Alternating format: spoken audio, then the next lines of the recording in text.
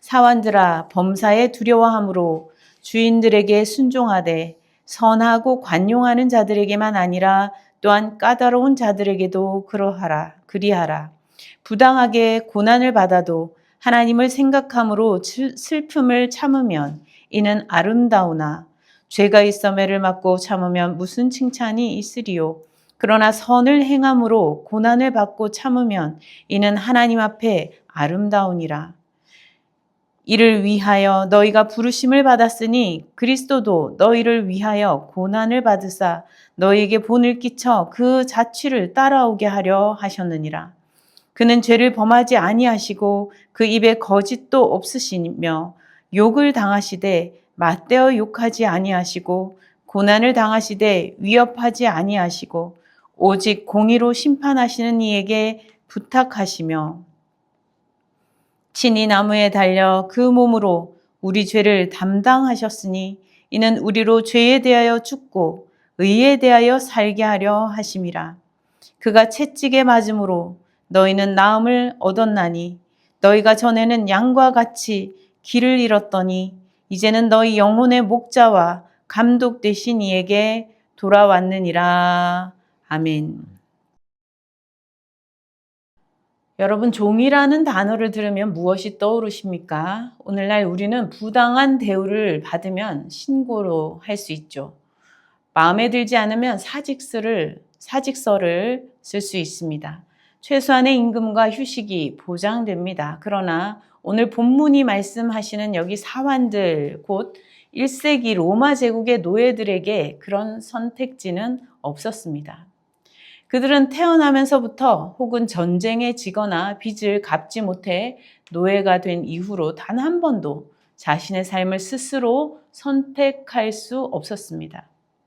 현대를 사는 우리로선 도저히 상상하기 어렵지 않습니까? 그러나 오늘 하나님의 말씀은 바로 그 종들에게 선포되고 있던 복음의 말씀입니다. 그리고 그 복음은 오늘 직장에서 또 관계에서 지치고 힘든 우리에게도 여전히 울려 퍼지고 있는 말씀이라 하겠습니다. 사환들아 범사에 두려워함으로 주인들에게 순종하되 선하고 관용하는 자들에게만 아니라 또한 까다로운 자들에게도 그리하라 하였습니다. 여기 까다롭다는 단어는 부당하다의 의미가 담겼습니다. 베드로가 하는 말이 좀 불편하게 느껴지지 않습니까? 부당하게까지 한 주인에게도 순종하라니 억압을 정당화하는 것처럼 들릴 수 있습니다. 그러나 여기는 그런 말씀이 아닙니다. 여기의 핵심, 중심은 두려워함으로입니다. 그 두려움의 대상이 주인이 아니라는 것입니다. 그러면 누구이겠습니까? 하나님입니다. 기준이 주인이 아니라 하나님이시라는 것입니다.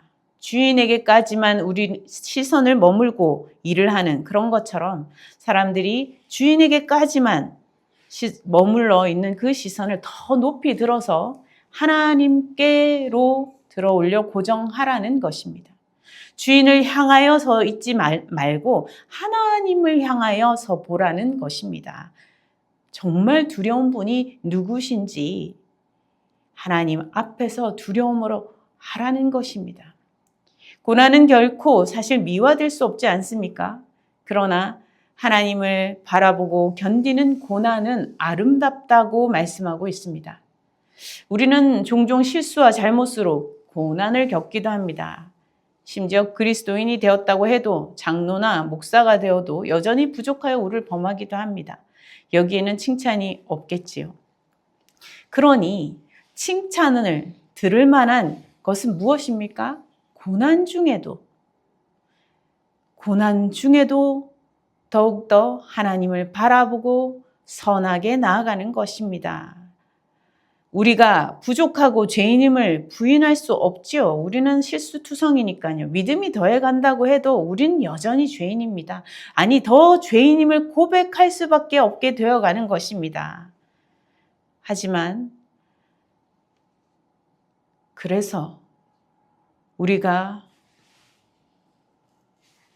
죄인인 이러한 때도 하나님께서 긍휼히 여기시는데 우리가 잘못하고 실수로 겪는 고난조차 하나님은 긍휼히 여기시는데 하물며 선을 행하다 겪는 눈물을 하나님께서 외면하시겠냐는 겁니다. 하나님은 그런 분이 아니십니다. 왜 내가 선을 행하고 고난을 겪어야 돼?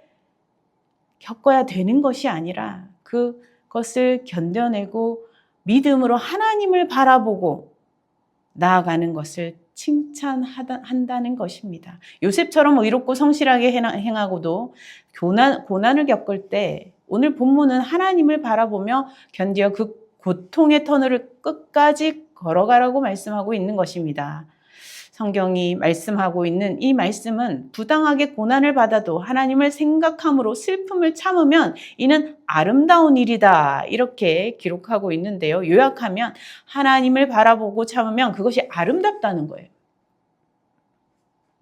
이는 세상의 처세술과는 너무도 전혀 다르지 않습니까?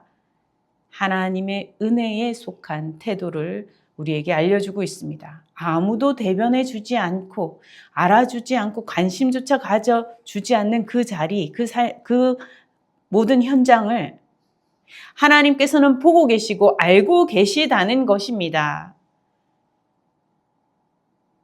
19절, 20절에서 아름답다라는 단어의 원어는 카리스, 곧 은혜입니다. 지금 이 아름답다라고 쓰여 있는 이 단어가 원어로는 지금 카리스, 은혜라는 단어가 기록되어 있다는 거예요.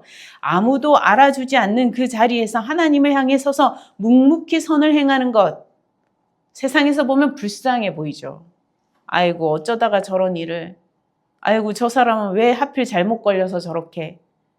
근데 하나님은 그것을 아름답게 보고 계시다는 거예요. 하나님을 바라보면서 그걸 견디고 있는, 하나님을 바라보고 있는 그 관계 속에서 하나님은 그를 아름답게 보신다는 것입니다. 하나님께서 그를 기뻐하며 바라보신다는 것입니다. 그리스도도 너희를 위하여 고난을 받으사 너희에게 본을 끼쳐 그 자취를 따라오게 하려 하셨느니라 21절에 말씀하고 있습니다. 어린아이가 글씨를 처음 배울 때 글씨 위에 밑에 보면 이렇게 다 써놓은 거 있지 않습니까? 그 위에다 덧대어서 따라 쓰는 것으로 연습하지요. 마치 그런 것처럼 예수님이 먼저 고난의 길을 걸어가셨습니다. 우리는 그 위를 따라 걷는 것입니다. 그러나 예수님과 우리의 결정적인 차이가 있습니다. 우리는 모두 죄인이어서 거룩하신 하나님 앞에 살아남을 자가 없습니다. 그 어느 누구도 하나님 앞에 깨끗하다 할 자가 없고 모두 죄인이기 때문입니다. 그런데 예수님은 흠도 티도 없으시고 거짓도 죄도 없으시다는 것입니다. 그래서 우리가 하나님 앞에서 죽을 수밖에 없는 그 자리에 예수님께서 대신 서셨다는 것입니다. 예수님은 죄가 없으셨으나 욕을 당하셨습니다. 채찍에 맞으셨지요. 그런데 맞대어 욕하지 않으셨다라고 오늘 말씀은 전하고 있습니다. 또 위협하지도 않으셨다는 거예요.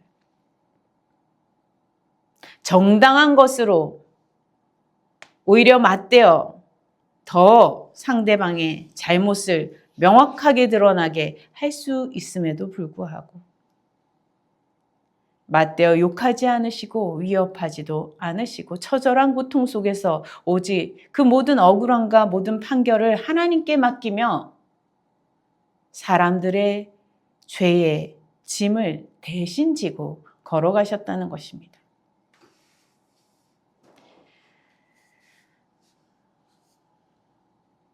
하나님께 맡긴다는 것이 체념이 아닙니다. 공의의 하나님을 바라보기에 분노와 복수에 지배당하여 종노릇하지 않으며 끝까지 선으로 나아가 영광을 얻게 되는 길을 안내하는 것입니다.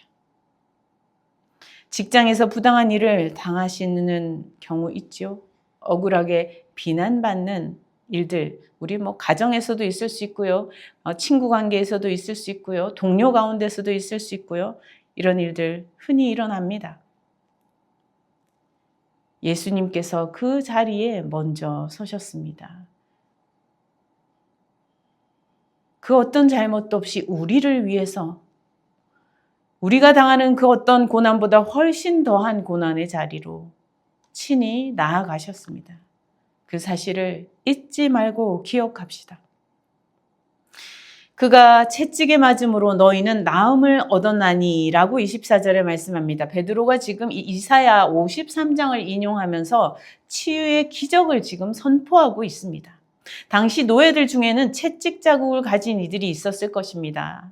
그들에게 베드로는 말합니다. 예수님도 채찍에 맞으셨습니다. 그 고난이 곧 치유의 선언이 되었습니다. 폭력의 채찍 아래 찢기고 상한 그들에게 대신 채찍 맞으시고 고난당하신 예수님은 치유자이셨습니다. 돈을 사람 위에 두는 일들 흔히 벌어지지요. 이 당시에도 사람을 재산의 목록으로 두었습니다. 재산이 사람 위에 있는 것이죠. 돈을 사람 위에 두며 착취와 폭력이 당연시되던 죄의 문화 속에서 베드로는 노예들을 위해서도 채찍질 당하시고 고난을 받으신 하나님의 아들 예수님을 전하였습니다. 이제 그들이 사람의 종, 돈의 종, 죄의 종이 아니라 예수로 인해 하나님 앞에서 의인으로 부름받은 참 자유자로 세워졌습니다. 24절은 이렇게 말씀합니다. 이는 우리로 죄에 대하여 죽고 의에 대하여 살게 하려 하심이라. 세상에서 사람들이 노예라고 보고 규정하고 주인이 노예로 대한다 하여도 그리스도 안에서 그는 의에 대하여 사는 새 삶을 살게 된 것입니다. 여러분은 무엇에 대하여 살고 싶습니까? 어떤 사람은 죄에 대하여 살고 의에 대하여 죽는 사람이 있습니다. 사람의 종으로 평생을 살아가는 사람이 있고 돈의 종으로 평생 살아가는 사람이 있습니다. 그러면서 죄의 종으로 살아가는 사람이 있습니다. 하나님께서는 예수 그리스도를 통하여 우리를 참 자유자로 부르십니다. 그리고 의에 대하여 사는 자로 다시 그리스도 안에서 세워주시기를 원하십니다. 이제 더 이상은 주인이 규정하는 존재가 아니라 하나님이 의롭다 선언하신 복된 사람으로 살아가는 새 삶이라는 것입니다. 이제는 갈 길을 알지 못하고 방황하던 양, 너희가 목자에게로 돌아왔다라고 말합니다. 세상에서 착취당하고 짓밟히고 이리 끌려다니고 저리 끌려다니고 그러면서 상하고 그리고 그 내면도 정말 자신을 잃어버리고 헤맬 수밖에 없는 삶을 살 수밖에 없었던 그들에게 이제 주님께서 목자 되어 주셔서 어디를 걸어가야 할지 그 길을 앞서 가셔서 친히 그 인생의 길을 감독하여 이끌어 주시는 가운데 자유자로 완전히 새로운 삶으로 부르고 계셨던 것입니다. 하나님의 말씀에 예수 그리스도의 부르심에 아멘으로 응답하여 모였던 그 노예들의 삶은 이전의 삶과 완전히 다른 삶이었습니다. 왜냐하면 하나님께서 그들을 향하여 계시다는 것을 알게 되었고 예수 그리스도께서 그들을 위한 모든 죄의 짐을 이미 다 담당하셨기에 그 어떤 짐도 그들에게 지워질 수 없는 것을 알게 된 것입니다. 그 모든 수고를 기억하여 주시고 모든 눈물을 세워주고 계시다는 것을 깨닫게 된 것입니다.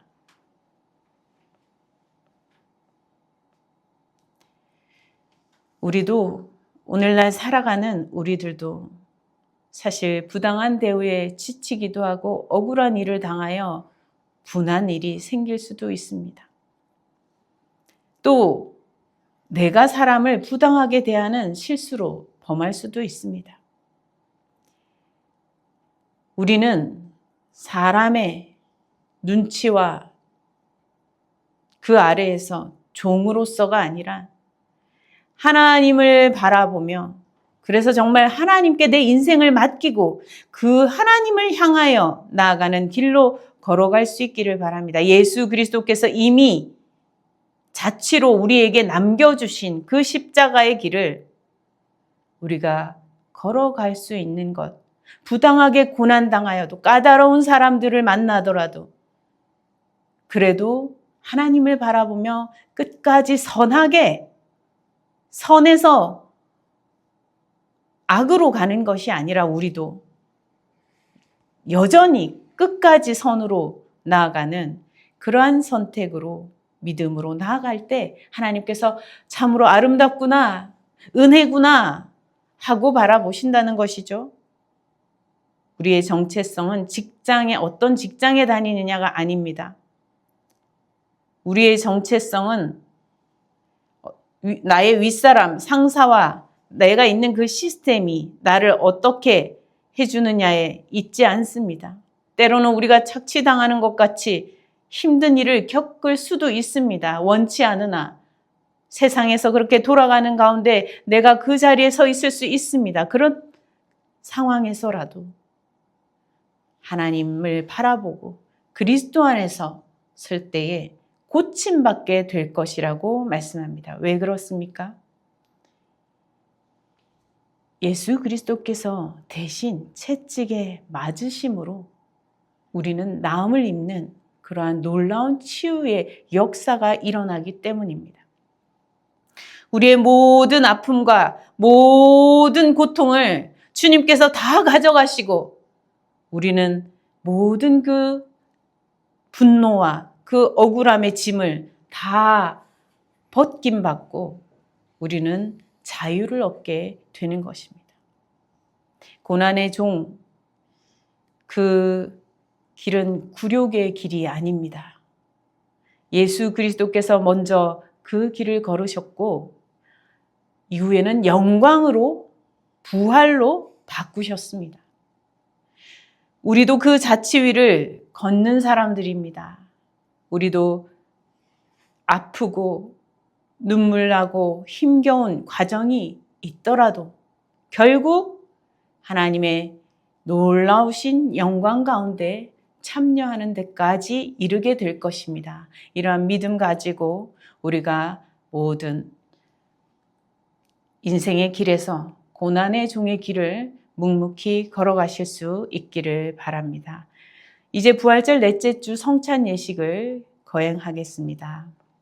주님께서 우리의 영혼의 목자 되시고 또 우리의 감독 되시는 예수님께서 친히 나무에 달려서 우리의 죄를 위하여서 죽으셨습니다. 이는 우리를 죄에 대하여서는 죽고 의에 대하여서는 사는 자가 되도록 하시기 위함입니다. 그가 채찍에 맞음으로 우리가 나음을 입었다. 주님께서 말씀하십니다. 우리가 이제 죄에 대해서는 죽고 하나님의 의에 대해서는 살아가는 그와 같은 사람으로서 주님 앞에 선언하는 잔치상으로 초대함을 받았습니다. 이것은 우리가 하나님의 잔치상에 참여하는 예행 연습이고 또한 동시에 주의 성령께서 이 자리에 우리와 함께 하심으로 말미암아 하늘나라 잔치에 우리가 미리 둘러앉는 것과 같은 하나님의 보좌에 우리가 함께 거하게 되는 놀라운 기적의 식탁입니다. 주께서 잡으시던 날 밤에 떡을 취하시고 감사기도를 하시고 나서 떡을 떼어서 제자들에게 나누어 주시며 말씀하셨습니다. 이것은 너희를 위하여서 주는 나의 몸이다. 받아 먹으라. 이 일을 기념하여 나를 기억하라. 식사 후에 주께서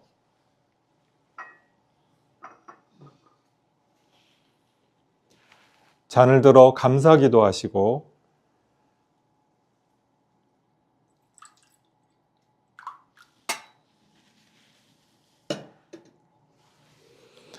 제자들에게 나누어 주시며 말씀하셨습니다. 이것은 나의 피다. 세상을 위하여서 많은 사람을 구하기 위하여서 흘리는 나의 피, 새 언약의 피다. 받아 마셔라.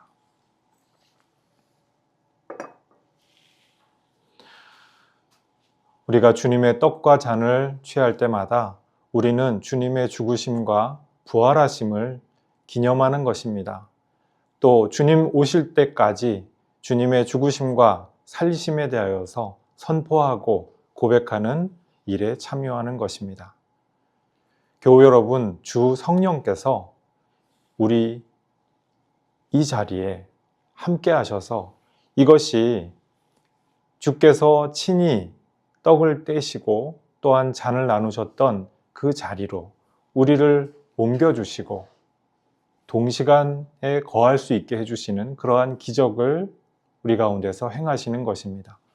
주 성령께서 우리 가운데 거하고 계심을 기억하십시오. 성령을 통하여서 우리가 주님의 살과 피에 친히 참여하게 된다고 하는 것을 믿음으로 받으시고 이 주님의 살과 피에 대하여서 믿음으로 분별하시기를 주님의 이름으로 축복합니다. 우리 이 시간 다 함께 나오셔서 주님의 떡과 잔 함께 나누시겠습니다. 생명의 떡이요 구원의 잔이 되신 주님, 이 거룩한 성찬을 통하여 우리 영혼을 배불리시고 십자가 고난의 자취를 우리의 심령에 새겨주시니 감사합니다. 주님께서 친히 흘리신 보혈과 찢기신 살로 우리는 나음을 입었고 생명을 더욱 풍성히 얻었습니다. 이제 우리가 교회 문을 나서서 각자의 일터와 가정으로 돌아갈 때에 까다롭고 비뚤어진 세상 속에서도 억울함에 매몰되지 않고 분노에 매몰되지 않고 고난의 종이신 주님을 닮아 선으로 악을 이기는 평화의 일꾼이 되게 하옵소서. 예수 그리스도의 이름으로 기도드립니다. 아멘. 아멘.